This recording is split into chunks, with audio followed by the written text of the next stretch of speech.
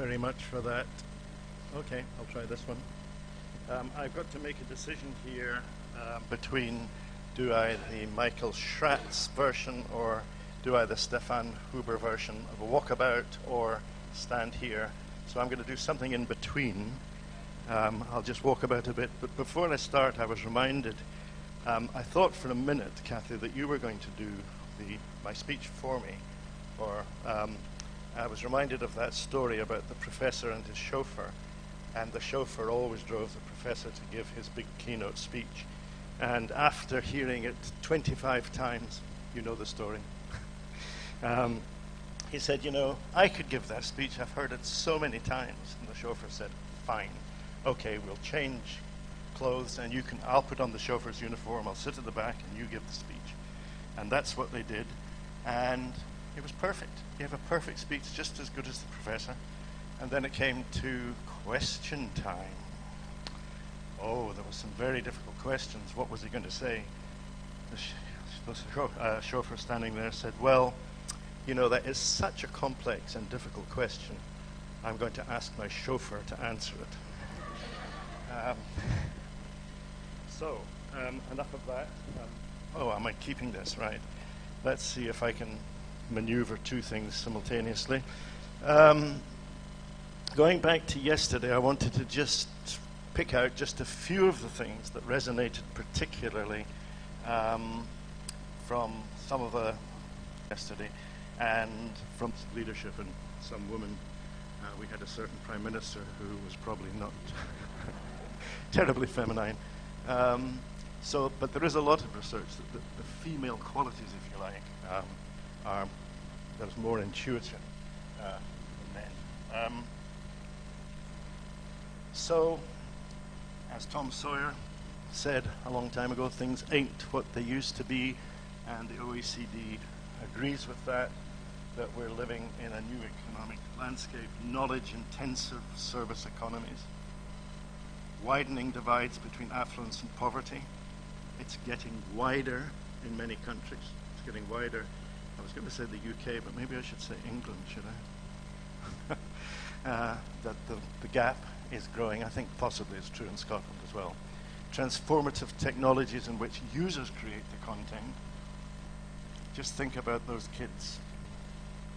And not just secondary age, but primary age. My granddaughter, who's 6, no, Grandpa, that's not the way you do it. And she fiddles around with my laptop and puts all sorts of things on it. And I say, I don't know how to get these off. You'll have to come and do it for me. She knows a lot more than me about the technology, which users create the content, and the changing social connections and values, the new configurations of home life. Here's the original PlayStation. Maybe you remember one of those.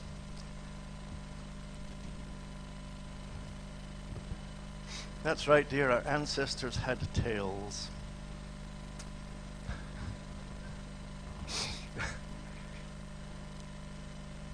And I love this second one because this is, we have a cat as well. And the poor pussy cat used to lie on top of the television, but now has to find somewhere else. The times they are a-changing, said, who said that? The times they are a-changing. Well done, Bob Dylan. Your sons and daughters are beyond your command. Isn't that very sad? But if you read the... Hello. There's something else beyond my command. What do I do now? Are there any 5-year-olds here? Are you 5?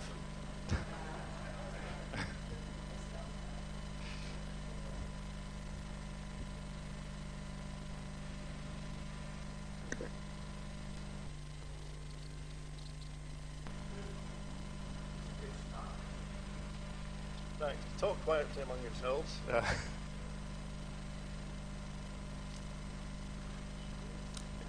At this point, if anybody wants to say, fabulous, I agree with everything you've said, or not so sure about such and such, or I totally disagree, Now is your moment.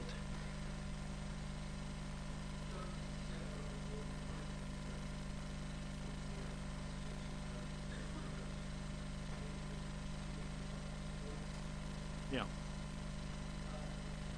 I said false that the notion that great leaders create the vision for their school. I think that is a terrible idea, that you as an individual are going to create the vision. And I think the best leaders were the ones who say, let's together, we together create the vision for our schools. It's a much more a shared notion than heroic leadership.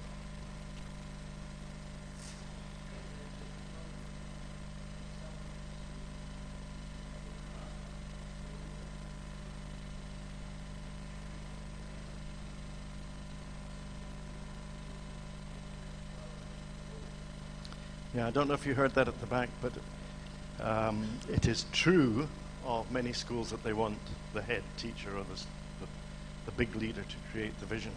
And I think that is you can reinforce that kind of dependency notion. You tell us what to do. And I've been a classroom teacher for many years, and we had a very participative head. It was very collegial.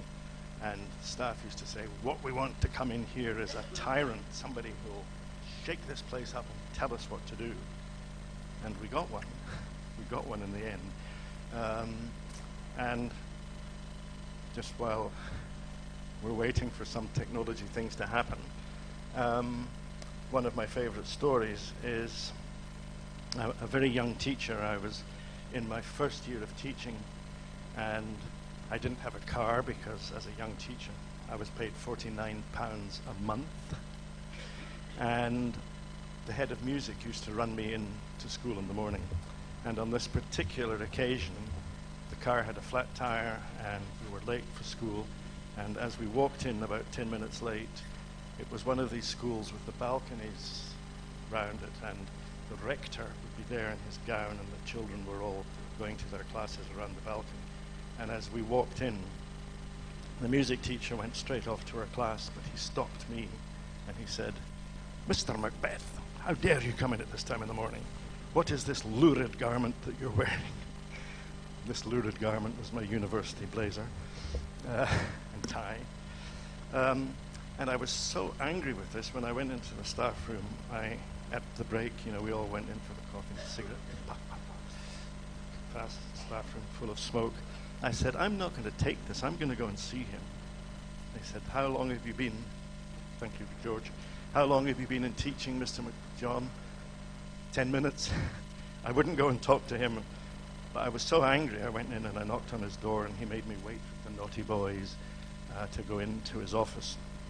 And then when I went in, he had me standing, and he's sitting in his big chair. And he said, "Yes, Mr. Macbeth, what brings you here this morning?" And I said, "Well, I'm here to ask for an apology."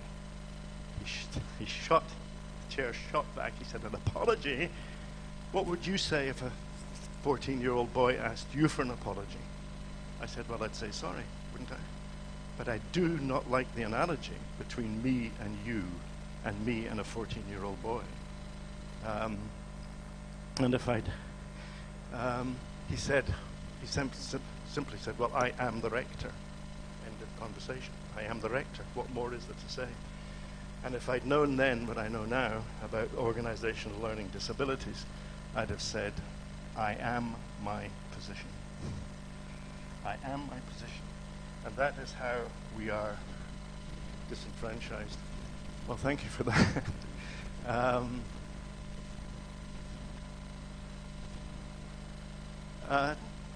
Changing careers and changing trajectories. Lancaster and Stillman talk about generational personalities, generational collide, that we're living in different universes in a way often from the children we're teaching. They've grown up in a different environment. And a lot of the misunderstanding and resentment between teachers and young people comes from that. And the old notion, if you like, of meritocracy as against natural progression, or the older idea of natural progression, I've been around here 10 years, so it's about time to be promoted. So there's a lot of resentment about young people going into positions of leadership. And the notion of skilled incompetence, something we become used to, that we learn in schools how to be more incompetent in a way. And the whole tortured issue, I suppose, of incentives, motivation, rewards. Lots of countries have experimented with performance-related pay, and particularly in the States, but there's never been any kind of evidence to show that it works. And it was tried for a while in England, and they withdrew it. Even tried for a while in Scotland, actually. So opportunities, here's the key message, I think, opportunities to experience different and broader leadership roles within the school and beyond the school. This is what we understand by distributive or distributed leadership. Do we know a few people like this? Last night, before the dinner, we were talking about people, the tall poppies, teachers who were more skilled than the leaders, and those tall poppies get moved on or they get cut down. And I think again in Giovanna's presentation, the surprise there was when young people were able to say things that teachers or school leaders just never knew they could be so competent.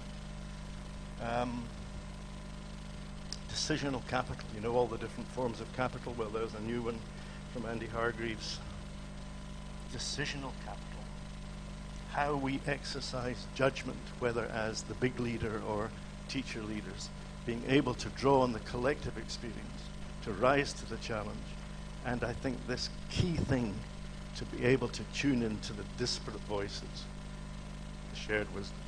This is why so much of the research that we've done on voice, Jean Ruddock, who was a colleague of mine at Cambridge, had done so much work on voice and how voice gets lost because there's the big dominant voice. I don't know if you've seen this movie, The Stepford Wives. Stepford Wives, have you seen it? No? It's this movie in which the wives basically become robots, which suits the men very nicely, and they all dress the same, and they all go to the same golf clubs and so on. But that's a metaphor that David Berliner uses for what's happening in a lot of countries, and I think he's talking about, particularly about the United States at this point, teachers who are de-skilled and de-professionalized. So, what I've called the essential paradox, that while the nature of learning has been shown to be more determined by influences that lie outside of the school, we heard yesterday about Malaysia, wasn't it?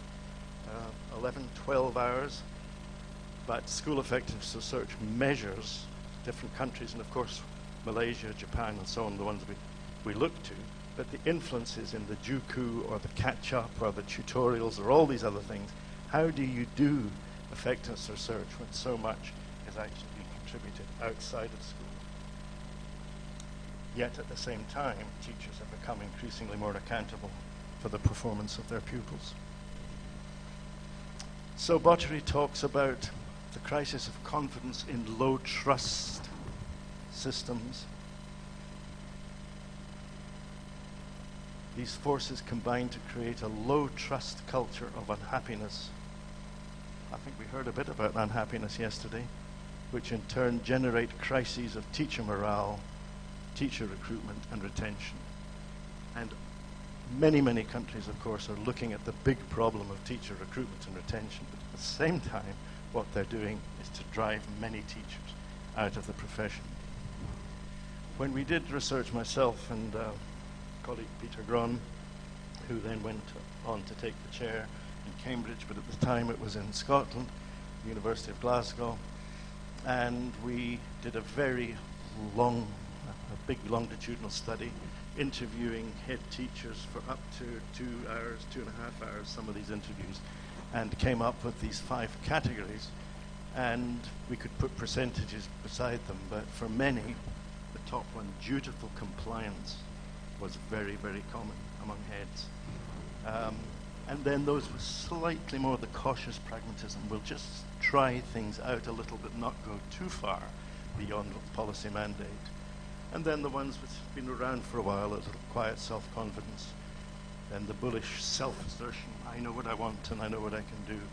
And then the defiant risk-takers, they were a small group, but these are people who had learned in David Hargreaves' word to fly below the radar.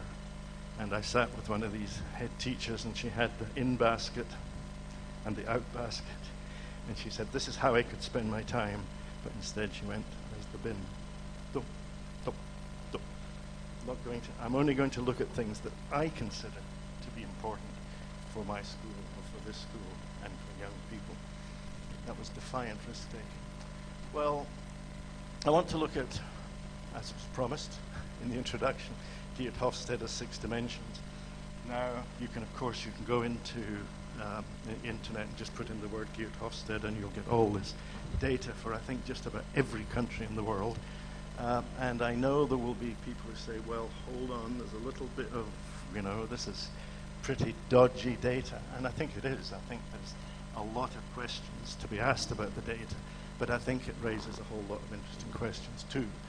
So he looks at these 6 dimensions and looks at different countries. So power distance,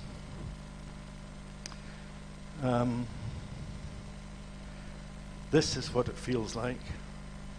I've been there. I know what that feels like.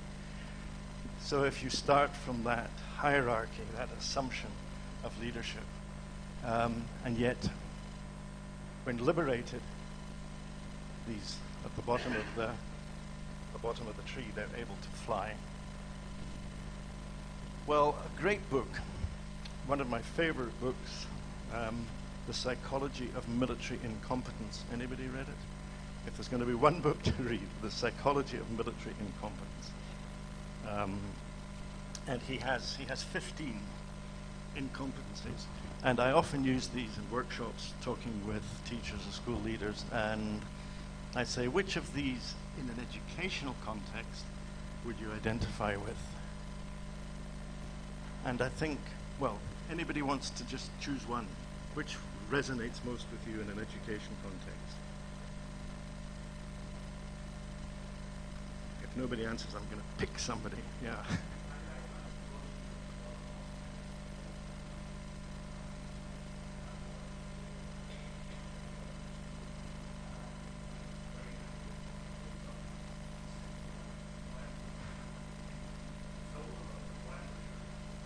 We told you, didn't we? Yeah. We told you, why aren't you doing it? I don't know if you heard that, but the blaming others it's a very poisonous thing, but it is very common, isn't it, in a lot of situations. And we heard yesterday about moral courage too, I think, the lack of moral courage to say, here I stand, I can no other. Hier stehe ich kann nicht anders. Good. I get marks for that. Right. Martin Luther King, his statement of principle. So I think when we talk about leadership, a lot of what we've talked about has been about heroic leadership, about that person at the apex of the organizational pyramid, about the charismatic leaders. We've talked a bit about the moral leaders. We've talked quite a bit about distributed leadership or shared leadership. But the notion of servant leadership, it's a very kind of religious concept, I think, isn't it? A very Christian, or more than Christian notion, isn't it? I think it runs through so many different religions, the notion of the leader as a servant. And I do know head teachers and others who actually have adopted that, and they empower their schools because they give the leadership to others. So here's another one for you, which is true. Which would you say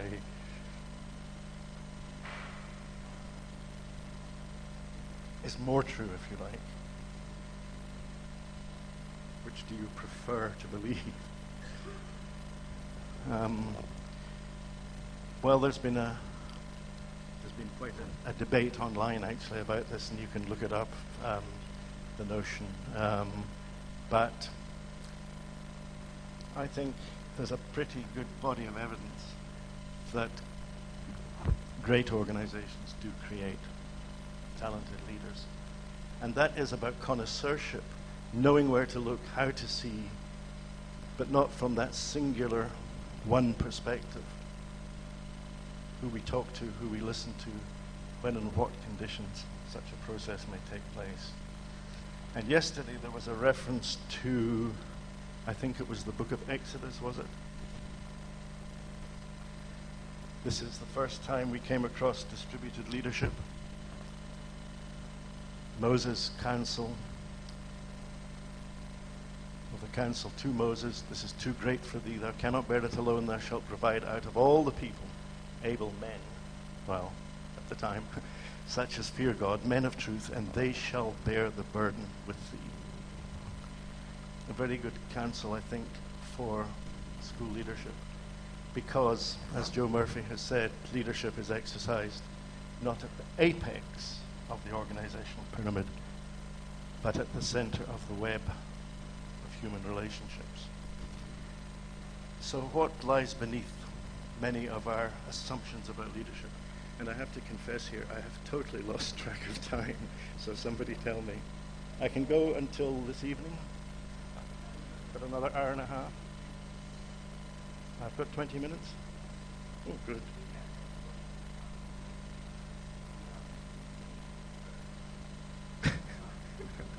All right. Okay. Fine. I've been given a license to continue. So here, in terms of the gender issue, or the sex and gender issue, what's described as role congruity. Thanks very much. We have male and female types of leadership, and you have to guess which one is which. And the role congruity suggests that if you have a female type of leadership, you will tend more to the left-hand side of the equation, as opposed to a more ego-driven, powerful, dominant, assertive, competitive idea of leadership, which is more associated with male characteristics. You're allowed to challenge this if you like, or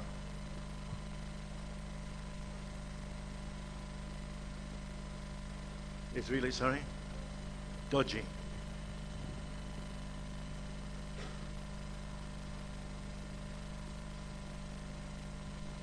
Yeah, dodgy, is that a technical term? It communicates well, yes.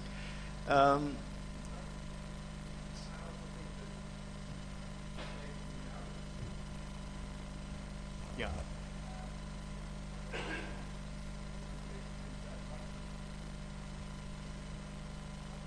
Yeah.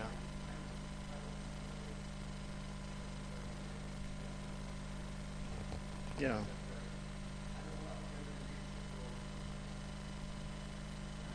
Yeah, okay. Yes, of course, Stefan. Yes.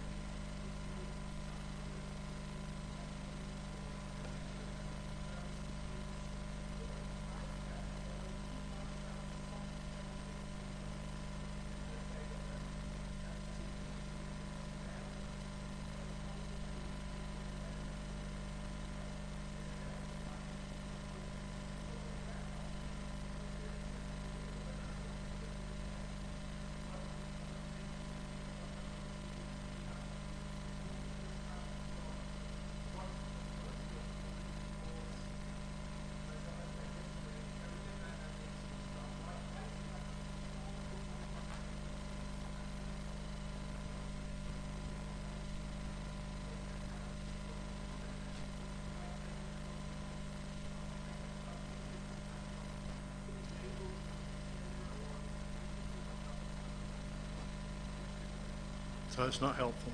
Okay. I think, yes, it obviously does stimulate discussion because you totally disagree. But remember, we're not talking necessarily about men and women here. We're talking about characteristics, if you like, if you want to talk about them as soft skills or hard skills, or you want to put other labels on them. It's a way of looking at, to what extent are you able to, as a leader, are you able to draw on the left-hand side of what would be more associated with female characteristics than what would be more associated with male characteristics.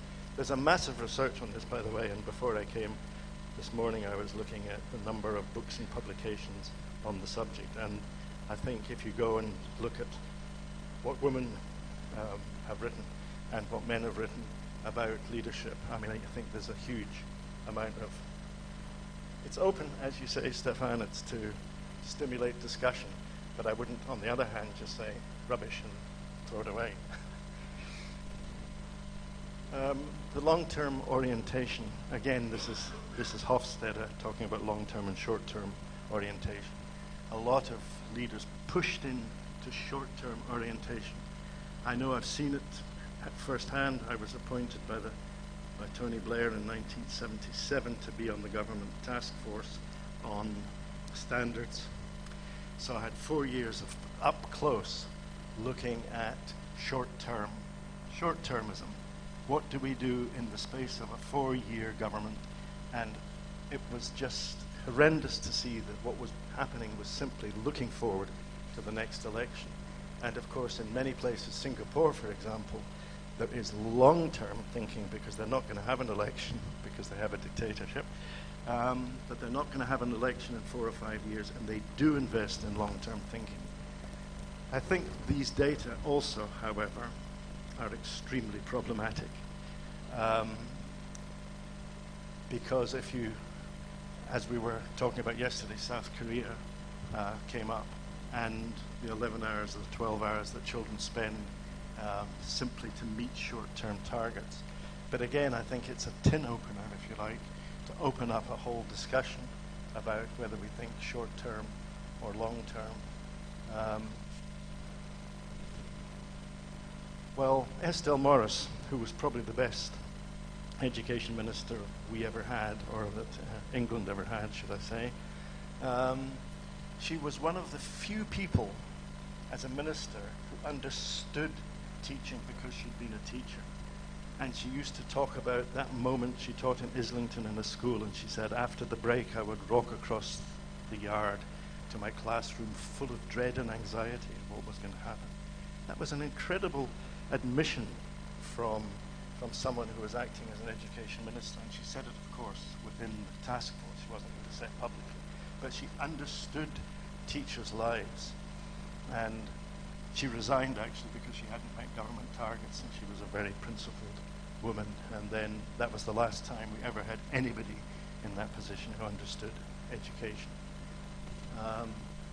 So Karen Seashore Lewis talking about the tolerance of ambiguity, one of Hofstede's notions of as ambiguity.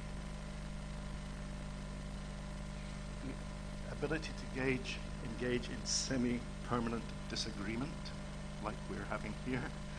That's so important, isn't it? How much semi-permanent disagreement do you have in the school? Respecting and listening to all positions. A critical skill of school leadership. And I like the Tao. Those who admit they don't know become wise. Those who conceal their ignorance never learn. Those who admit mistakes develop strength of character. Those who pretend to